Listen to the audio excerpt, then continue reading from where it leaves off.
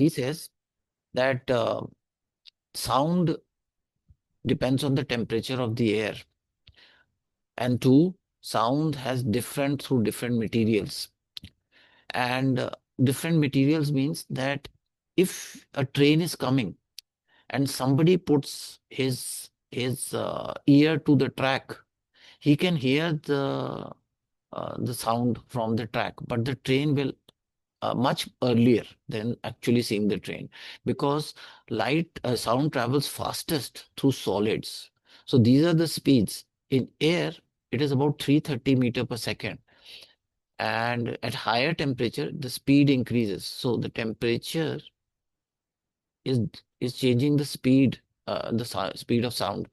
And in water, it is about 1400, and in concrete is 5. So more denser, more speed of sound, because it depends on the you see, if the particles are more in contact, like in concrete, they can transmit sound better, so that's why it's faster. But in air, the particles are far away, so they can't transmit sound, so it's slower. The other thing we have to know is you can actually measure by uh, doing an experiment. You take two microphones, you hammer, these will report to 2 times, and then you can see how much distance it traveled in those 2 times, and then get the speed of the sound. It should come out near 330. Now see the difference. The speed of light is 308 meter per second. That's about 380, and sound is just 330. So that's why when lighting happens, you see light immediately, because the speed is so fast, is this much, but the sound will come after some time because so less.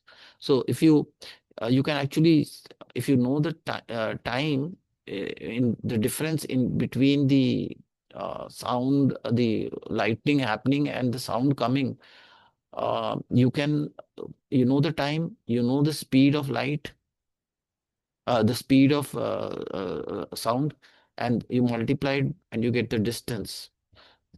Okay. And the speed of light you are not using. The speed of light is just to see the start of the event, because at that moment when you saw light, the event happened, because it's so fast that it's happened immediately as the light is generated. And light is so fast, it just moves. So that means a lighting happened, an event happened, you saw light, that means it has been generated right at that moment. But after some time, you hear the sound. The sound you multiply by the time, in the difference between seeing the lighting and the time you're hearing. If you multiply that time with the speed, that's the distance. The cloud is far away from, I mean, the distance of that lighting which happened away from you. So you can actually calculate the time interval, and be sure where is lightning happening, how far is it happening. What is lightning? Lightning is two clouds of opposite charge colliding, or discharge happening to the ground. But that you can see the distance from where it is happening. Acha, now this is somebody standing here, and go near a train at night, you hear more sounds, because it's colder near the night, at near the this thing. And if it's colder, then the speed would slow down, and if it would slow down, it will start bending, because light, when it slows down, I told you in refraction, if it's coming and it bending towards the normal, so it's bending towards the normal, so the sound, and it's kind of turning, so all the sound, instead of going up everywhere, it kind of comes to the ground. So you're standing somebody and you hear it so clearly at night, the train sound. That is because of refraction of sound, and that is because light sound has changed speed, because of temperature. That is what I told you. Temperature changes the speed of sound. Here there is no depth. Here there's the temperature role and the density of the air a bit, because of this thing. And this is like echo is very similar to the ultrasound, and to the but they're not using ultrasound. You are using a um, speed of the normal sound. If you can hear an echo if the distance of this, you can calculate the distance of far if it is, and it should be greater than um, uh, about 330 is the speed, and there's about a 17-meter distance by which you can. I will just show you that by some calculation. And then these are the frequencies which you hear.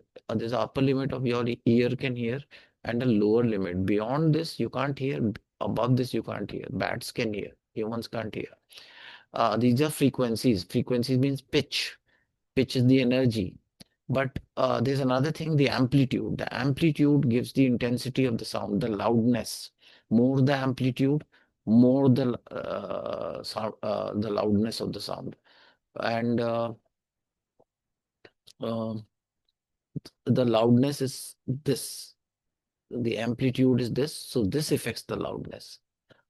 And the frequency is this gap, which is just the pitch. We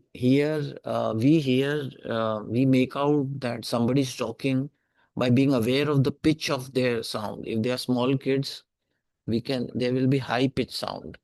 If they're girls, they will be high pitch sound. Boys have a low pitch sound. Even your parents have a particular pitch to every vocal voice they say. They have a quality, because even instruments, even uh, a guitar or a violin will have a body, and that body will produce a fundamental frequency plus higher frequencies to give a unique waveform. So all these frequencies, they add up to give a unique, it's called quality.